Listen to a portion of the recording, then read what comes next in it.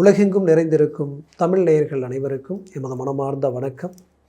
நான் உங்கள் ஜோதிடர் அந்தியூர் சுதாகர், பாரம்பரிய முறை ஜோதிட ஆராய்ச்சியாளர். இன்று நாம் காணக்கூடிய தலைப்பு, துலாம் ராசி அன்பர்களுக்கு அசுரகுருவும் தேவகுருவும் இணையக்கூடிய இடம் மிதுனம். அங்கே பார்த்திங்கன்னா இது மே 14ஆம் தேதியிலிருந்து ஜூன் 2ஆம் தேதி வரைக்கும் இந்த நிலை நீடிக்கும். அப்போது இந்த காலகட்டங்கள் 18 நாள், அந்த 18 நாள் ரொம்ப எச்சரிக்கைக்குரிய ஒரு நாளாக இருக்குது. அப்போ இந்த காலகட்டங்களில் நீங்கள் என்ன செய்யலாம், என்ன செய்யக்கூடாது, எப்படி இருக்கணுன்றத இந்த காணொலியில் தெளிவாக விவரமாக நம்ம பார்க்கலாம். நம்ம சேனலை சப்ஸ்கிரைப் பண்ணாதவங்க பண்ணிக்கோங்க, பெல் பட்டனை கிளிக் பண்ணி ஆல் ஆப்ஷனை கொடுத்துக்குங்க. அப்போ தான் அடுத்தடுத்த காணொலிகள் உங்களை உடனடியாக வந்து அடையும். இதில் துலாம் ராசிக்கு சொல்ல வேண்டியதே இல்லை. லக்னாதிபதியோ இல்லை ராசியினுடைய அதிபதியோ சுக்கிரன் தான். ஆனால் அதே நேரத்தில் அஷ்டமாதிபதியும் சுக்கிரன் தான். இதில் 3ஆம் வீட்டிற்கு அதிபதியும் சுக்கிரன் தான், 6ஆம் வீட்டிற்கு அதிபதியும் சுக்கிரன் தான். அப்போ நல்லா சிந்திக்க வேண்டிய விஷயம் என்னென்னு பார்த்தீங்கன்னா, 3, 6, 8 இந்த இடத்திற்கு அதிபதி எல்லாம் பார்த்தீங்கன்னா உங்களுக்கு 9ஆம் இடத்துல போய் நிற்கிறாங்க. அங்கே அசுரகுருவும் தேவகுருவும் இணையிறாங்க. துலாம் ராசினா சொல்ல வேண்டியதே இல்லை. ஆன்மீக தெய்வ சிந்தனை உடையவங்க, தெய்வத்தை நினைக்காம எதையும் செய்ய மாட்டேங்க, கர்மாவுக்கு கட்டுப்பட்டு வாழக்கூடிய நல்ல குணம் படைச்சவங்க. ஆனால் அன்புக்கும் பாசத்துக்கும் இவங்க அடிமை. பட் உங்களை அராஜகம் பண்ணியோ அதிகாரம் பண்ணியோ யாராவது எந்த ஒரு விஷயத்தை செய்தாலும் அதை ஏற்றுக்க மாட்டேங்க. அப்பேற்பட்ட நற்குணம் படைத்தவங்க தான். ஆனால் இங்கே என்னென்னா, இந்த துலாம் ராசி என்பவர்கள், நான் முதலையே சொன்னேன், நீங்கள் அன்புக்கு கட்டுப்பட்டவங்கன்னு சொல்லிட்டு, அப்போ ஒருத்தர் மேலே நம்பிக்கை வச்சுட்டிங்கன்னா அவங்களுக்காக எதையும் செய்வீங்க. எந்த அளவுக்கு இறங்கி நல்ல விஷயங்களை செய்யக்கூடிய ஒரு அருமையான மன நிறைவுடையவங்க. அதுலேயும் இன்றைக்கி வரைக்கும் மற்றவங்களுக்கு நம்பி சில விஷயங்கள் செய்து ஏமாந்தது நீங்கள் தான். இன்றைக்கி வரைக்குமே உங்கள் விரல் உங்கள் கண்ணை குத்தி பாதிக்கப்பட்டதும் நீங்கள் தான். அப்படி உங்களுக்குரியவங்களே உங்களை நிறைய காயப்படுத்திட்டாங்கன்னு சொல்லலாம். அந்த காயங்களையும் கடந்து வாழ்க்கையில் சாதித்து தனக்குரியவங்களை நாம் நல்லா வச்சுக்கணும்னு நினச்சி குடும்பத்துக்காகவே கஷ்டப்படக்கூடியவங்க துலாம் ராசி அன்பர்கள். அப்பேற்பட்ட துலாம் ராசி அன்பர்களுக்கு குறிப்பாக சொல்லணுன்னா, இந்த 5ல் ராகு வந்ததிலிருந்து, உங்களுக்கு அஷ்டமத்தில் குரு இருந்ததிலிருந்து, 9ல் குரு வந்ததுக்கு அப்புறமும் கூட எதுவுமே ஒரு கிளாரிட்டி இல்லை. கடந்த 4-5 வருஷமாகவே இனம் புரியாத பாதிப்புகளை சந்திச்சுக்கிட்டே இருக்கிறேன். அதுவும் 7 வருஷமாக இந்த நிலைமை யாருக்குமே வரக்கூடாது அப்படின்ற அளவுக்கு சில பிரச்சனைகளை சந்தித்தது துலாம் ராசி தான். அந்த துலாம் ராசி இவ்வளோ பிரச்சனைகளை சந்திச்சிருந்தாலும் இப்போது குரு பெயர்ச்சியாக உச்ச குருவாக மாற போகிறாரு. நமக்கு ஒரு நல்ல மேன்மைகள் கிடைக்கும். அதுவும் இந்த புத்தாண்டு பெரிய லெவலில் உங்களுக்கு ஒரு பாசிட்டிவாக இருக்குன்றது எந்த மாற்றம் இல்லை. இந்த வருஷம் உங்களுக்கு பெரிய லெவலில் ஒரு நல்ல ரிசல்ட் இருக்குது. ஆனால் அந்த ரிசல்ட்டுக்கு நடுவில் குரு பெயர்ச்சி ஜூன் மாதம் ஆறாரு. ஆனால் அந்த 18 நாள் இதுக்கு இடையில் இந்த குரு ப்ளஸ் சுக்கிரன் இணையிறது தான் பெரிய ஒரு பயத்தை உண்டாக்குற நிலைமையை இந்த இடத்துல உருவாக்கியிருக்கு. அப்போது இந்த நிலையில் நீங்கள் என்ன செய்யலாம், என்ன செய்யக்கூடாது, அதுதான் நமக்கு இப்போ முக்கியம். அப்போ செய்யக்கூடாத விஷயம் என்ன அப்படின்றது நம்ம பார்த்தோன்னா, ஃபஸ்ட் நீங்கள் உங்கள் ஆரோக்கிய விஷயத்தில் ரொம்ப கேர்ஃபுல்லாக இருக்கணும். ஆரோக்கியத்தை ஒரு முறை நீங்கள் செக் பண்ணிட்டாலும் பரவாயில்லை. இந்த நேரத்தில் தேவையற்ற உணவு பழக்க வழக்க ரீதியில் ரொம்ப கேர்ஃபுல்லாக இருக்கணும். நைட் நேரத்தில் தேவையில்லாத அசைவ உணவுகளோ எது சாப்பிட்டாலும் ரொம்ப ரொம்ப ரொம்ப நம்ம அதை தவிர்க்கிறது நல்லது. இந்த நேரத்தில் ரொம்ப கவனத்தோடு இருக்கிறது ரொம்ப நல்லது. சிலருக்கெல்லாம் பார்த்திங்கன்னா தேவையில்லாத ஒரு படபடப்பு, ஒரு பதட்டம், இது ஆல்ரெடி இருந்துக்கிட்டே இருக்கும். அவங்களாம் ரொம்ப எச்சரிக்கையாக இருக்கிறது நல்லது தான். பட் பயப்பட வேண்டாம். நம்ம எச்சரிக்கை இருந்தால் எந்த பிரச்சனையும் நமக்கு வராதுன்றது தான் இங்கே உண்மை. அடுத்தது பார்த்திங்கன்னா, நீங்கள் உங்களுடைய இந்த 7ஆம் பாவம்ன்றது ரொம்ப முக்கியம் இல்லையா? அந்த 7ஆம் பாவம்ன்றது பார்த்திங்கன்னா செவ்வாய். அப்போது உங்களுக்கு 9ஆம் வீட்டில் பாக்கிய சம்மந்தப்பட்ட இடத்துல இந்த கிரக இணைவு அசுரகுரு தேவகுரு இணைஞ்சதுனால, குறிப்பாக சொன்னால் பாக்கியன்றது என்னென்னா, ஒருத்தருக்கு நல்ல மனைவி, அதேபோல் மனைவிக்கு நல்ல கணவர். அப்போ இந்த இடம் பாதிக்கப்படும். எப்படி பாதிக்கப்படும்னா, நீங்கள் நல்லா வாழ்ந்துட்டு இருந்தீங்கன்னா தேவையில்லாத ஒரு சில விஷயங்கள் நம்ம பேசுகிற பேச்சு தேவையில்லாத குழப்பத்தை உருவாக்கிடும். கணவன் மனைவிக்குள்ளே மன உளைச்சலை உண்டாக்கக்கூடிய அளவுக்கு இது பாதிப்பை உருவாக்கிடும். அந்த சூழல் இந்த இடத்துல உண்டாகிறதுக்கு வாய்ப்பு இருக்குது. அதனால் கணவன் மனைவிக்கிட்டையும் மனைவி கணவன்கிட்டையும் பேசும்போது 3rd பர்சனால், அதாவது உங்களுடைய நட்பு ரீதியில் இருக்கக்கூடியவங்களுக்காகவோ, உங்களோட பிறந்தவங்களுக்காகவோ, உங்கள் குடும்பத்தை சார்ந்தவங்களுக்காகவோ இங்கே வாக்குவாதங்கள் செய்துக்காதீங்க. அதே போல் வேலை செய்கிற இடத்துல உங்களுடைய நட்பு ரீதியில் நீங்கள் யதார்த்தமாக இருந்தாலும் அவங்க செய்யக்கூடிய செயலால் குடும்பத்தில் குழப்பங்கள் வந்துடும்.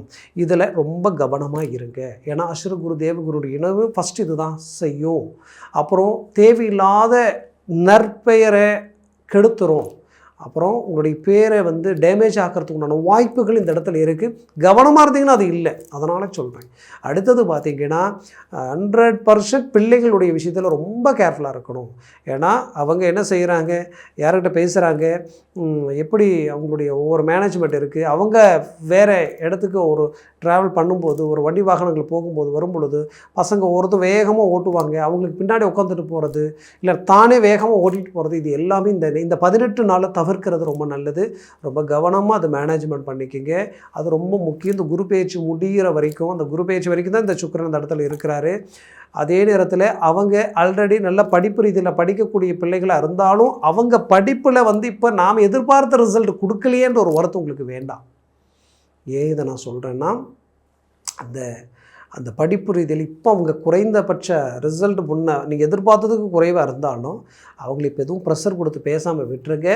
அடுத்தது அவங்க ஒரு பெரிய லெவலில் உங்களுக்கு ஒரு நல்ல ரிசல்ட் கொடுக்க போகிறாங்க. ஏன்னா இந்த குரு பயிற்சிக்கு அப்புறம் ஒரு நல்ல ஒரு மேன்மை அவங்களுக்கு கிடைக்கும். அதனால் கவலைப்படாதீங்க. 100% அவங்களுக்கு நல்ல ஒரு ஃபஸ்ட் கிளாஸான ஒரு ஃப்யூச்சர் இருக்குது. அதனால் குழப்பம் வேண்டாம். அதே நேரத்தில் திருமணம் பிள்ளைகள் விஷயத்தில் குடும்ப ரீதியில் செய்த திருமண ரீதியில் கொஞ்சம் காலகட்டங்களிலிருந்து பிரச்சனைகள் வந்துக்கிட்டே இருந்திருக்கும். பட் அந்த பிரச்சனைகள் விஷயமாக இந்த 18 நாளில் பெரிய லெவலில் ஆர்கியூமெண்ட் எதுவும் வேண்டாம். இந்த நேரத்தில் அழகாக ஃப்ரீயாக விட்டு கொஞ்சம் கேர்ஃபுல்லாக தேர்ட் பர்சன் உள்ள என்ட்ரி ஆகாத அளவுக்கு பார்த்துங்க. அந்த தேர்ட் பர்சனால தான் பிரச்சனை. அது குறிப்பாக அவங்க சொந்த பந்த ரீதியில் இருக்கக்கூடிய தேவையில்லாத குடைச்சல்களை கொடுப்பாங்க, தேவையில்லாத மன அழுத்தத்தை கொடுப்பாங்க. அதனால் திருமண வாழ்க்கை ரீதியில் தேர்ட் பர்சனுடைய என்ட்ரி மட்டும் இல்லாமல் நீங்களும் இந்த நேரத்தில் எந்த பேச்சுவார்த்தைகளும் பெருசாக ஆர்கியூமெண்ட் பண்ணாமல் கொண்டு போயிட்டீங்கன்னா இந்த 18 நாள் கழிச்சிட்டா ஆட்டோமேட்டிக்காகவே எல்லாத்தையும் நீங்கள் சரி பண்ணி உட்கார வச்சிடலாம். இந்த நேரத்தை மட்டும் கரெக்டாக கடந்து வாங்க, எல்லாமே நல்லாயிருக்கும்.